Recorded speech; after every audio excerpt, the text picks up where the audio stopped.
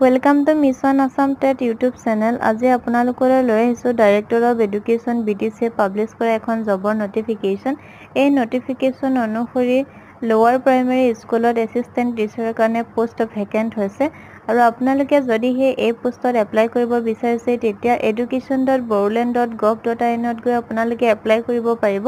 আৰু এই এপ্লিকেশ্যনৰ সময়সীমা হৈছে 21 জুন 2025 পৰা 3 জুলাই 2025 লৈকে আৰু ইয়াৰ বাবে কন্ডিশনছ অফ ৰিক্ৰুটমেন্ট খিনি হৈছে আপোনালোক পাৰ্মানেন্ট ৰেসিডেন্ট অফ আসাম হ'ব লাগিব আপোনালোকৰ এটেট সিটেট বা বিটিসি টেট লোৱাৰ প্ৰাইমেৰী লেভেলত ক্লিয়াৰ কৰা হ'ব লাগিব আপোনাৰ ল্যাঙ্গুৱেজ 1 বা ল্যাঙ্গুৱেজ 2 এটেট সিটেট বা বিটিসি টেটত medium of instruction of the স্কুলৰ সৈতে সেম হ'ব লাগিব যদিহে আপোনালোকে আসামিজ মিডিয়াম স্কুলত এপ্লাই কৰিব বিচাৰিছে তেতিয়া ল্যাঙ্গুৱেজ 1 টো আপোনালোকৰ আসামিজ হ'ব লাগিব আৰু এজন টিচাৰে যোনে আসাম গভৰ্নমেন্টৰ আন্ডাৰত বা বিটিসিত অলৰেডি ওয়াৰ্কিং হৈ আছে তেওঁ এটো পোষ্টত এপ্লাই কৰিব নোৱাৰিব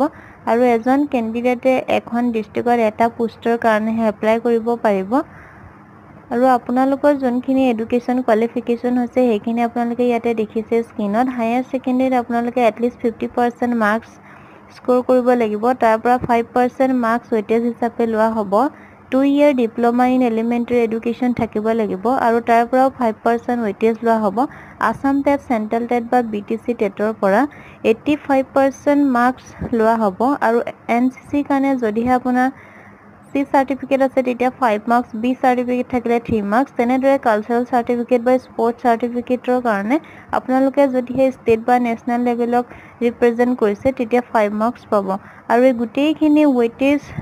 কাউন্ট কৰি টোটাল কৰি আপোনালোকৰ মেৰিট লিষ্টখন পাব্লিছ কৰা হ'ব